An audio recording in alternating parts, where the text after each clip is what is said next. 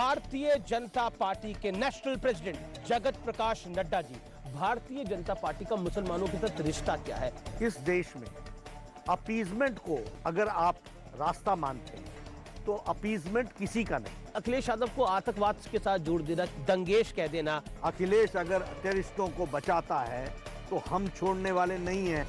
केजरीवाल कह रहे हैं कि सब लोग मिल गए हैं। आप बता दीजिए ना कि आपको टेररिस्ट फंडिंग नहीं हुई। ये नो क्यों नहीं कह रहा है केजरीवाल? यूक्रेन और रशिया के बीच में जो चल रहा है, रणदीप सुरजेवाला ने ट्वीट करके कहा कि प्रधानमंत्री मोदी प्रचार में लगे हैं और वहां हमारे नागरिक फंस। आप बताइए अफगानिस्तान से कौन लेकर के आया सबको? आप बताइए सीरिया से कौन लोगों को लेकर के आया? आपको दिक्कत ये हो रही है कि मोदी जी प्रचार भी देख रहे हैं और देश भी देख रहे हैं।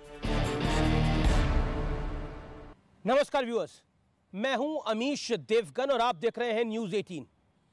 और आज हमारे साथ बातचीत करने के लिए, संवाद करने के लिए मौजूद है भारतीय जनता पार्टी के नेशनल प्रेसिडेंट, राष्ट्रीय अध्यक्ष जगत प्रकाश नड्डा जी। आपका अभिनंदन है JP Nadda ji, news 18 network पर। लेकिन आज आपके मन में जो सवाल है, खासतौर पर देश की जनता के, उन तमाम सवालों के जवाब जानने का हम प्रयास करेंगे। 5 राज्यों में चुनाव है, हिजाब का विवाद है, इसके अलावा भी महाराष्ट्र की राजनीति इस समय बहुत गर्म है। इसके क्या मायने हैं? मेरे साथ बात करने के लिए जेपी नड्डा मौजूद है। नड्डा जी, आपका अभिनंदन है। 5 राज्यों में चुनाव चल रहे हैं, 4 में भारतीय जनता पार्टी की सरकार है। उत्तर प्रदेश में, उत्तराखंड में, मणिपुर में और गोवा में। पंजाब में आपकी सरकार नहीं है, लेकिन क्योंकि आप सरकार में हैं, आप डिफेंडर हैं। कितना मुश्किल लगता है ये चुनाव, क्योंकि इसको 2024 से पहले सेमीफाइनल भी माना जा रहा है? देखिए, पहली बात तो ये है कि 4 राज्यों में हमारी सरकार है। उत्तर प्रदेश में हमारी सरकार है, गोवा में हमारी सरकार है, उत्तराखंड में हमारी सरकार है और मणिपुर में हमारी सरकार है। 2017 के पहले एक शब्द बहुत चलता था, एंटी इनकम्बेंसी जी। 2017 के बाद प्रो इनकम्बेंसी, यह शब्द हमको सुनने को मिला और 2019 के चुनाव में हमने वो प्रो इनकम्बेंसी देखी। इस चुनाव में भी चारों राज्यों में हमें प्रो इनकम्बेंसी दिखती है। लोग मोदी जी के नेतृत्व में और जो हमारे रिस्पेक्टिव चीफ मिनिस्टर्स हैं उनके नेतृत्व में जो स्टेट्स चल रही हैं, उसमें आम आदमी, गरीब आदमी, जो पीड़ित रहा, जो शोषित रहा, जो वंचित रहा, जो दलित रहा, जो समाज के अंतिम पायदान पर खड़ा था, वह आज अपने आप को एम्पावर्ड महसूस करता है। उसकी एम्पावरमेंट हुई है, महिलाओं की एम्पावरमेंट हुई है, युवाओं की एम्पावरमेंट हुई है, किसान मेन स्ट्रीम में आया है।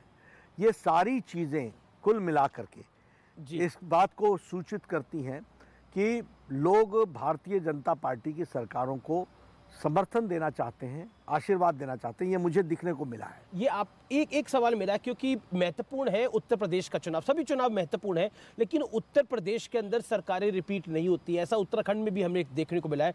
लेकिन उत्तर प्रदेश को लेकर, क्योंकि साइकिल वाले कह रहे हैं कि साइकिल सरपट जो है वो दौड़ रही है। पश्चिम में मुस्लिम और जाट एक हो गए हैं। अगर हम पूर्वांचल की तरफ की बात करें, जो चुनाव अब जिस तरफ जा रहा है, बनारस, गोरखपुर की तरफ, वहां पर माना जा रहा है कि राजभर का जो अलायंस है, अखिलेश ने जो राजभर के साथ अलायंस करा है, वो बीजेपी को नुकसान दे रहा है। क्या आपको लगता है कि Akhilesh Yadav has made right choices, यानी उन्होंने अलायंस बेटर करे हैं? मुझे आप तफसील से समय देंगे, मैं इसका जवाब देना चाहता हूँ। देखिए, अखिलेश जी और उनकी पार्टी और उनके पूज्य पिताजी भी एक लंबे समय तक समीकरणों की राजनीति करते रहे, वोट बैंक की राजनीति करते रहे, पोलराइजेशन की राजनीति करते रहे, और उनके दिमाग में ये मैथमेटिक्स है, पॉलिटिक्स। हम उनको बताना चाहते हैं कि समय बदल गया है। अब मैथमेटिक्स नहीं है, ये केमिस्ट्री है। और केमिस्ट्री की दृष्टि से अमीश जी अगर आप देखें तो आप पाएंगे कि उन्होंने 2017 में कांग्रेस के साथ अलायंस किया, 2019 में उन्होंने बीएसपी के साथ अलायंस किया। बड़ा डेडली कॉम्बिनेशन आप लोग बोलते थे, और आप बोलते थे कि इसमें तमाम राजभर भी मिल गए थे, सब लोग मिल गए थे। आप तो प्रभारी थे उत्तर प्रदेश। मैं उत्तर प्रदेश का प्रभारी था और मैं कहता था दिल थाम के बैठो, एक तरफा फैसला आएगा। और अभी उन्होंने आरएलडी के साथ किया है, जिसकी ताकत भी सीमित है, क्षेत्र भी सीमित है, लेकिन उन्होंने अलायंस किया है। नहीं, मैंने वही बोला कि पश्चिम में आरएलडी, और पूर्वांचल में राजभर और स्वामी प्रसाद मौर्य। मैं यही बता रहा हूँ ये गलतफहमी में है। नेताओं के मिल जाने से वोटर मिल जाता है, जनता मिल जाती है, ऐसा नहीं होता है। मैं आपको तीनों ही इलेक्शन के रिजल्ट्स बता रहे हैं। बाद में मायावती जी ने और अखिलेश जी ने एक दूसरे के ऊपर दोषारोपण डाला कि नहीं डाला जी। कांग्रेस ने और सपा ने एक दूसरे के ऊपर दोषारोपण किया कि नहीं किया। अब आरएलडी और ये भी चुनाव के बाद एक दूसरे पर दोषारोपण देंगे, क्योंकि नेता मिल गए, पार्टियां मिल गई, वोटर नहीं मिला। और वोटर क्यों नहीं मिला? एक ज़माना था, देखिए Samajwadi party, Congress party, BSP, ये चुनाव सरपंचों के सर पर लड़ती हैं, चुनाव के ठेकेदारों को सर पर लड़ती हैं। गांव में सरपंच अपना हो गया, वो नीचे वोट दिला देगा, एक समय दिलाता भी था। आज के तारीख में वोटर बड़ा सजग है, वोटर पढ़ा लिखा है, नौजवान पढ़े लिखे हैं, उनको मालूम है उनका अधिकार, और गरीब आदमी अपने वोट को बहुत सही तरीके से प्रयोग करता है, उसको मालूम है कि वह सुरक्षित कहाँ है। इसीलिए ये तीनों चुनाव में इन अलायंसेस के बावजूद, राजभर 2019 में हमको छोड़ करके चले गए थे, क्या हालत हुई इनकी, और वो चले गए थे। नहीं, उसमें कहा जाता है वो नरेंद्र मोदी का चुनाव था, इस वजह से उस तरह की परिस्थिति नहीं हुई। नहीं, ऐसा नहीं है। नरेंद्र मोदी जी का भी चुनाव था और योगी जी भी उसमें जुड़े हुए थे। और ये चुनाव जो इस समय का भी चुनाव है, उसमें नरेंद्र मोदी जी भी हैं, उनका आशीर्वाद है सभी स्टेट्स पर। वोटर अपने आप को सुरक्षित महसूस करता है जी। वोटर ये महसूस करता है कि मोदी जी के रहने से देश सुरक्षित है, और वोटर देश को भी ध्यान में रख करके वोट देता है, प्रदेश को भी ध्यान में रख करके वोट देता है। तो दोनों ही फैक्टर्स में वह अपने आप को एम्पावर्ड महसूस कर रहा है। और इसीलिए मैं कहना चाहूँगा कि वोटर जिस तरीके से नेता सोच रहे हैं अमित जी, वैसे वोटर नहीं सोच रहा है। क्योंकि हम यूपी के संदर्भ में पहले बात कर रहे हैं, तो साइकिल का जिक्र हुआ, क्योंकि अखिलेश यादव कह रहे हैं साइकिल सर पर दौड़ रही है। लेकिन प्रधानमंत्री मोदी ने कहा कि जब मैं गुजरात का मुख्यमंत्री था तो अहमदाबाद में साइकिल में बम रखे गए थे। तो अखिलेश ने कहा ये गरीबों का मजाक उड़ाने जैसी बात है। तो उन्होंने बोला, हालांकि भारतीय जनता पार्टी अखिलेश की पार्टी को यानी सपा को आतंकवाद से जोड़ रही है निरंतर। आपने भी एक प्रेस कॉन्फ्रेंस करी, क्यों? देखिए, मेरे को थोड़ा बोलने के लिए थोड़ा सा समय दीजिएगा। अखिलेश जी की पॉलिटिकल अंडरस्टैंडिंग बहुत सीमित है, यही तो दिक्कत आती है। ये परिवार के चांदी के चम्मच से पैदा होकर के जो लोग निकलते हैं ना, उनको राजनीति की समझ नहीं होती है। आम आदमी जानता है कि साइकिल आम आदमी का विषय है, लेकिन जब साइकिल का प्रयोग बम के साथ होता है तो वह समाजवादी की साइकिल हो जाती है। कारण यह है कि अखिलेश जी की आतंकवादियों को बचाने में उनका इतिहास सामने सबको दिखता है। उन्होंने आतंकियों को बचाने के लिए हर प्रयास किया। आपने आरोप लगाया गोरखपुर की अपनी प्रेस कॉन्फ्रेंस में कि 2012 में जब वो सीएम थे, मैं नाम के साथ डेट वाइज मैंने गोरखपुर गोलघर कांड, संकट मोचन बम ब्लास्ट बनारस में, काशी में और अयोध्या में और लखनऊ में कचहरी का बम ब्लास्ट, श्रमजीवी ट्रेन में बम ब्लास्ट, मुंबई के लोकल ट्रेन में बम ब्लास्ट, ये जितने भी बम ब्लास्ट हुए हैं, दशाश्वमेध घाट पर बम ब्लास्ट, ये जितने बम ब्लास्ट हुए हैं, उसमें जो आतंकी पकड़ाए थे उनको छुड़ाने का काम अखिलेश जी ने किया है। इसलिए उनकी साइकिल, अखिलेश की साइकिल, और उत्तर प्रदेश की जनता बहुत अच्छे से जानती है इसको, सामान्य जनता से इस साइकिल को मत जोड़िए। ये बम वाली साइकिल है और वो साइकिल अखिलेश जी की सपा की साइकिल है, और उस साइकिल को पर प्रधानमंत्री जी ने कहा था, और जनता भी जानती है कि साइकिल पर वोट डालने का मतलब है कि बम ब्लास्ट के और आतंकियों का पनाह देने वाला व्यक्ति का समर्थन करना होगा, और वह देश के लिए एक बहुत घातक होगा। उत्तर प्रदेश के लिए आपका आरोप था कि उन्होंने केस वापस लिए उनके। तो मेरा आपसे सवाल ये है कि क्योंकि आपके सीएम हैं योगी आदित्यनाथ, उत्तर प्रदेश के सीएम हैं, वो कहते हैं कि आपने रामायण में लंकेश चुने होंगे, यूपी में एक दंगेश है, यानी वो अखिलेश को दंगेश कह रहे हैं। क्या आपको लगता है कि क्या बीजेपी डराकर वोट लेना चाह रही है कि अगर बीजेपी नहीं आएगी तो आतंकवादी आ जाएंगे, बीजेपी नहीं आएगी तो दंगा आ जाएगा? डराने की क्या जरूरत है, सच्चाई बताने की जरूरत है। सच्चाई है कि नहीं कि सुप्रीम कोर्ट ने कहा है कि मुजफ्फरनगर में अखिलेश की सरकार मूक दर्शक रही है? ये ऑब्जर्वेशन सुप्रीम कोर्ट का है कि नहीं है? सुप्रीम कोर्ट ने कहा मुजफ्फरपुर के दंगों में कि प्रशासन मूक दर्शक रहा है? सुप्रीम कोर्ट ने ये कहा कि नहीं कहा कि you have given a preferential treatment to some of the sections of the society? तो ये किसने कहा है? तो ये दंगा को प्रोत्साहन देने का कारण बनता है कि नहीं बनता है? तो दंगेश, आंकड़े बताते हैं, आंकड़े पूर्व मुख्यमंत्री को दंगेश कहना जायज है? आंकड़े, हाँ बिल्कुल। देखिए, दंगा 200 दंगे हुए उनकी 5 साल की सरकार में, और योगी जी की सरकार में एक भी दंगा नहीं हुआ। इसको बताने का मेरा अधिकार है कि नहीं है? और लोगों को डराने का नहीं, लेकिन लोगों को याद दिलाना हमारी जिम्मेदारी है कि नहीं? इसका एक काउंटर पॉइंट ये है, क्योंकि बीजेपी को लग रहा है कि पहले जैसे मुसलमान वोट बढ़ जाता था, वो बसपा में भी जाता था, सपा में भी जाता था, थोड़ा कांग्रेस में भी चला जाता था, लेकिन इस बार मुस्लिम वोट इंटैक्ट है, वो 19% वोट एक तरफ जा रहा है। तो आप चाह रहे हैं कि दूसरी तरफ 80% पोलराइजेशन? हम कभी इस तरीके से सोचते नहीं है अमीश जी। हमारा सीधा प्रिंसिपल है सबका साथ, सबका विकास, सबका विश्वास, सबका प्रयास। और देखिएगा, जिनका आपने नाम लिया, मैं नाम नहीं लेता हूँ, कि वो कम्युनिटी, उसका भी समर्थन आज नहीं तो कल देश के हित में हमको मिलेगा।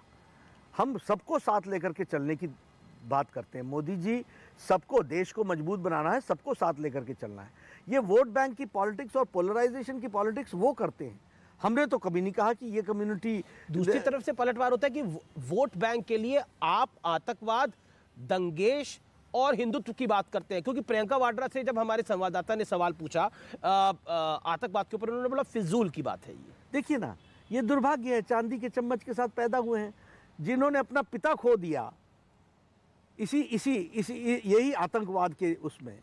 उनको अगर ये फिजूल की बात लगती हो, फिजूल का मुद्दा क्लियरली बोला मैंने भाषण में अपने कहा कि इनकी अंडरस्टैंडिंग देखो ना, इनकी पॉलिटिकल अंडरस्टैंडिंग देखो ना। अब आपने प्रियंका जी की बात कर दी, यहाँ बोलती हैं उत्तर प्रदेश की बेटी हैं, और पंजाब में जब चन्नी बोलता है कि यूपी के भैयों को और बिहार के भैयों को घुसने मत देना, तो तालियां पीटती हैं।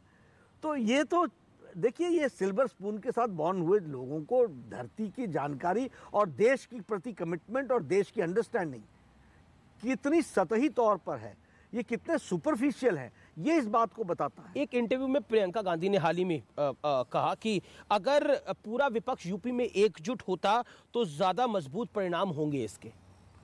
ठीक है ना, अच्छी बात है, हम तो तैयार हैं। आप जब भी आओ, इकट्ठे आओ, जैसे आओ, हमेशा तो आप आते ही हो, तो आप आ जाओ, हमें क्या दिक्कत है। अब तो अरविंद केजरीवाल भी कह रहे हैं कि बीजेपी को रोकने के लिए मैं किसी से भी हाथ मिला सकता हूं। देखिए, हमको बेसिक डिफरेंस समझना पड़ेगा। उन्होंने लखनऊ में इस बात को कहा। हमको बेसिक डिफरेंस समझना पड़ेगा। भारतीय जनता पार्टी सत्ता में इसलिए आती है कि देश की तस्वीर और तकदीर बदले, देश मजबूत हो, ये हमारी विचारधारा है। ये सब लोग इकट्ठे किस लिए हो रहे हैं?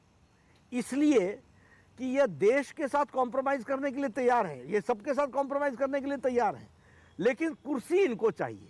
तो ये बेसिक आइडियोलॉजिकल प्रश्न पर बहुत बड़ा प्रश्न है, और इस प्रश्न का उत्तर देने के लिए मैं इनको बाध्य करता हूं।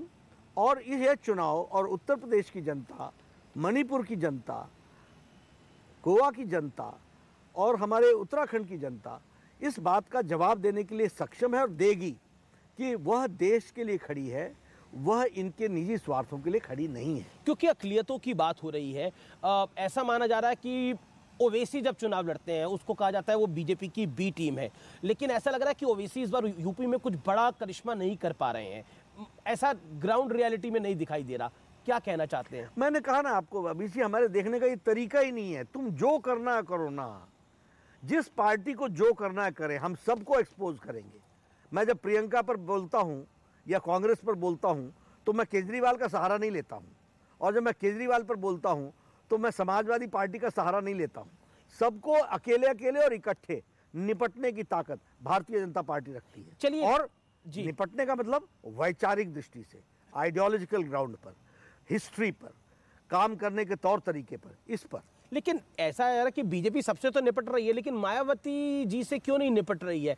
मायावती को लेकर बीजेपी खामोश है और मायावती भी बीजेपी को लेकर खामोश है। बिल्कुल नहीं, जिन इश्यूज को बोलना है उनके लिए हम बोल रहे हैं। सपा कह रही है इनके बीच में अंडरस्टैंडिंग है। नहीं, ऐसा कुछ नहीं है। अब देखिए, हम क्योंकि मायावती जी अब हम विदेश में अब बोलती, हमने बीजेपी पे नहीं बोलती। पंजाब में अकाली दल पर हम नहीं बोले, हम कांग्रेस पर बोले, हम आम आदमी पार्टी पर बोले। जो सामने होता है, उत्तराखंड में हम कांग्रेस पर बोले, हम आम आदमी पार्टी पर नहीं बोले। हम गोवा में हमने आम आदमी पार्टी तो और आप मान रहे हैं TMC कि मायावती की हैसियत नहीं है? नहीं, फाइट में अभी हम BSP की। समाजवादी पार्टी के साथ चुनाव है और समाजवादी पार्टी के साथ हमारी लड़ाई है। जो इसको हम फोकस करते हैं चुनाव में, हर स्टेट में वो अलग अलग होता है, लेकिन मायावती की अपनी ताकत है क्योंकि और अपनी ताकत के साथ वो खड़ी हैं। क्योंकि और न्यूज़ उनका 18 जो को- वोट है, एक मिनट, उनका जो वोट है वो इंटैक्ट है। लेकिन हाँ, निश्चित रूप से लड़ाई हमारी समाजवादी पार्टी के साथ। न्यूज़ 18 को अमित शाह ने, गृह मंत्री ने एक इंटरव्यू दिया और उस इंटरव्यू में उन्होंने बोला कि मायावती की अपनी प्रासंगिकता है और बड़ी संख्या में मुस्लिम बीएसपी के साथ जुड़े हैं, दलितों के साथ मुस्लिम भी बीएसपी के साथ जुड़े हैं। वो सीट में कितना कन्वर्ट होगा वो देखा जाएगा। क्या आपको लगता है कि क्योंकि आप कह रहे हैं कि मायावती डायरेक्ट फाइट एसपी के साथ है, मायावती उतनी स्ट्रांग नहीं है? नहीं, स्ट्रांग है, उनके अपने वोट बैंक हैं जी, एक उनकी अपनी ताकत है और उनकी समाजवादी पार्टी की भी ताकत है और लिमिटेशन भी है। वैसे ही बीएसपी की भी ताकत भी है और लिमिटेशन भी है। क्यों? क्योंकि ये sections of the society represent करते हैं, तो उसकी एक ताकत भी होती है और एक लिमिटेशन भी होती है। क्योंकि मैं ये सवाल इसलिए पूछ रहा हूँ, समाजवादी पार्टी खुलकर मंचों से कहती है कि अपना वोट बीएसपी पे आप जाया मत करना क्योंकि हमारी डायरेक्ट फाइट है। आप बीएसपी को लड़ाई में देखते हैं? हम देखते हैं, हमारा मानना है सभी पार्टियां अपने अपने तरीके से लड़ती हैं और उनकी ताकत है, लेकिन हम सबके साथ लड़ रहे हैं, ये बात पक्की है। जी, चलिए, मैं यानी अगर हम देखा जाए तो कहीं आपका सपा के साथ मुकाबला है, कहीं बसपा के साथ मुकाबला है। अब ये सवाल पूछने पे मैं मजबूर हो जाता हूँ, कांग्रेस के साथ यूपी में मुकाबला आप कहाँ देखते हैं? वो कोशिश कर रहे हैं, लेकिन जो उनकी एक्टिविटी है वो अपने आप को खुद क्षीण कर रहे हैं। जी, मैं अगले सवाल की तरफ बढ़ता हूँ। क्या भारतीय जनता पार्टी ने 4 चरण के चुनाव के बाद 5वें चरण में स्ट्रैटेजी बदली है? क्योंकि अब प्रधानमंत्री भी खुल के बोल रहे हैं कि आएंगे तो योगी। ये रणनीति में एक बदलाव है बड़ा? कोई रणनीति में बदलाव नहीं है। शुरू से हमने कहा है कि योगी जी के नेतृत्व में हम चुनाव लड़ रहे हैं और अभी तक हम इसी बात को कह रहे हैं और आगे भी हम इसी बात को कहेंगे।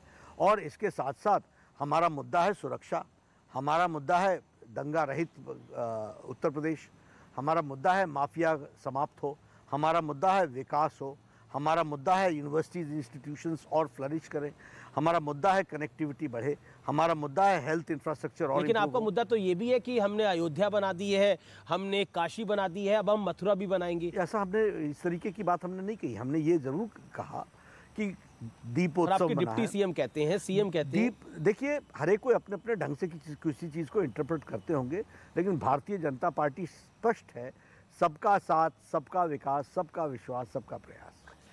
एक सवाल भारतीय जनता पार्टी का, क्योंकि आप भारतीय जनता पार्टी के राष्ट्रीय अध्यक्ष हैं, भारतीय जनता पार्टी का मुसलमानों के साथ रिश्ता क्या है? क्योंकि ऐसा माना जाता है, कई बयान आते हैं, कोई बॉलीवुड का एक्टर बोल देता है, कोई समाज सेवी बोल देता है, पार्टीज बोल देती हैं कि अक़लियतें डरी हुई हैं आपके राज के अंदर, चाहे वो उत्तर प्रदेश हो चाहे वो देश हो। ऐसा बार बार कहा जाता है कि मुसलमान डरा हुआ है।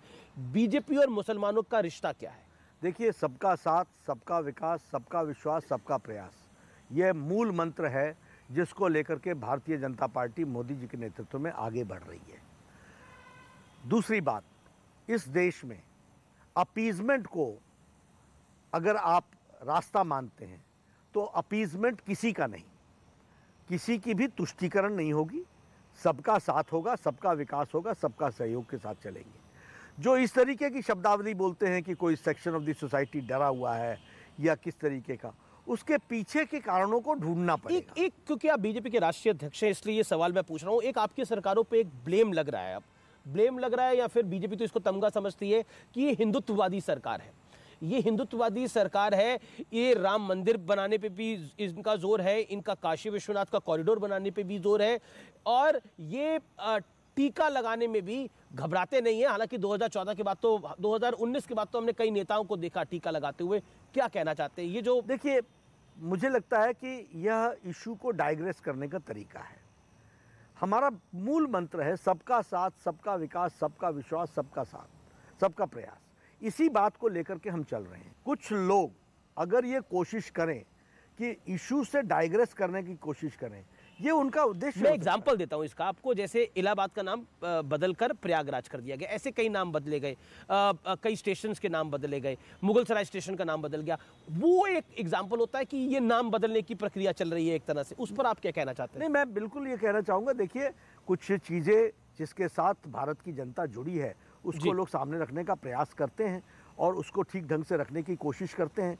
इसका मतलब ये नहीं है कि किसी को हम नीचा दिखाने की कोशिश कर रहे हैं या किसी से हम डाइग्रेस करने की कोशिश कर रहे हैं, ऐसा नहीं है। अभी तक जितने राउंड हुए हैं बीजेपी का आंकलन क्या है आपका? अच्छी तरीके से कंफर्टेबल मेजॉरिटी के साथ भारतीय जनता पार्टी आ। एक आंकलन ये है कि अगर हर राउंड में पिछली बारी से 10-10 सीटें कम करके आके तो बीजेपी का नंबर 230-40 के आसपास हम 300 प्लस जाने वाले हैं। 300 प्लस जाने वाले हैं, यानी आप 325 जो पहला था उसको। और ये जो लोग आकलन लगा रहे हैं जी, ये न्यूमेरिकल लगा रहे हैं, ये केमिस्ट्री नहीं देख रहे हैं। मैं केमिस्ट्री जानता हूं, मैं केमिस्ट्री देख रहा हूं। लेकिन एक बारी बंगाल का भी चुनाव हुआ जहां पर बीजेपी, हालांकि उन्होंने 3 से 77 तक पहुंचे लेकिन सरकार नहीं बना पाए, तब भी आप कॉन्फिडेंट थे। उत्तर प्रदेश में भी आप कॉन्फिडेंट है। क्या आपको लगता है कि थोड़ा सवालिया निशान उस पर भी है? नहीं, देखिए बंगाल में हम जितना तेज जा सकते थे हम गए। हमारे पास 3 साल की अवधि थी। संगठन खड़े होने में टाइम लगता है। बंगाल छोटी स्टेट नहीं है, बड़ी स्टेट है। उस स्टेट में अगर हम 3 से 77 जा सकते हैं तो this is the fast which we could गो।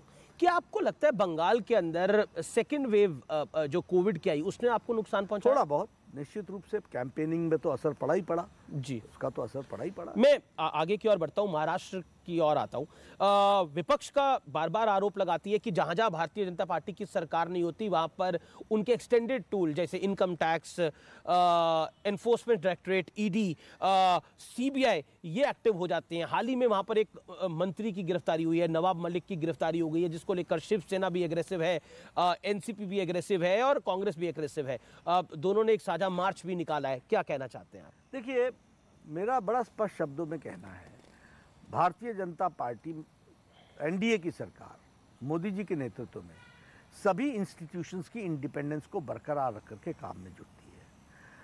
अब ये किसी को जाति के चश्मे से देखना ये इनकी आदत है, किसी को धर्म के चश्मे से देखना ये इनकी आदत है। ये आरोप लगाने की कोशिश करते हैं। अब आपने एक मंत्री के बारे में कहा कि वो अरेस्ट हुआ, तो अरेस्ट किसी केस के तहत हुआ ना। कोर्ट ने कहा ना कि इनको अरेस्ट कीजिए, कोर्ट ने दिया ना जुडिशियल रिमांड और पुलिस रिमांड, तो कोई ना कोई ईडी रिमांड, ईडी ने डिमांड की तो कोर्ट ने दी ना। जी, कोर्ट ने दी। इसके कंटेंट पर क्यों नहीं बोलते? किसी एक आदमी को उनका तो कहना है एवरीथिंग इज फिक्स। कोई इंस्टीट्यूशन अंदर कर देता है, मतलब जब आप चुनाव जीत जाते हो तो ईवीएम बहुत अच्छा है और जब आप चुनाव हार जाते हो तो ईवीएम बहुत गड़बड़ है। ये कौन सा खेल है भाई?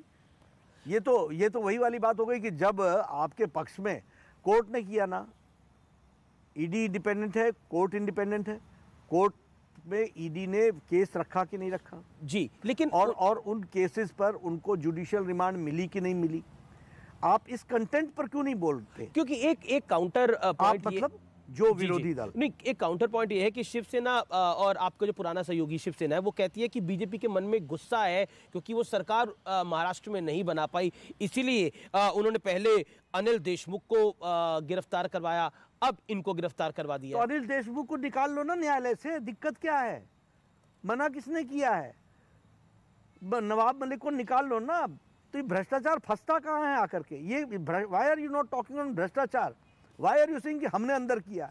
अब वो उनसे मैंने सवाल पूछा, तो उन्होंने बोला कि देखिए डिस्ट्रेस सेल हो जाता है। कितने दिनों से अंदर है?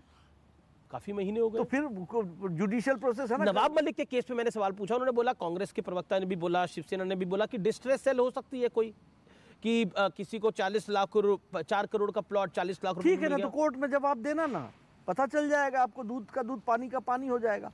व्हाई डू यू हम जजमेंटल क्यों हो रहे हैं? मैं तो नहीं हो रहा हूँ जजमेंटल।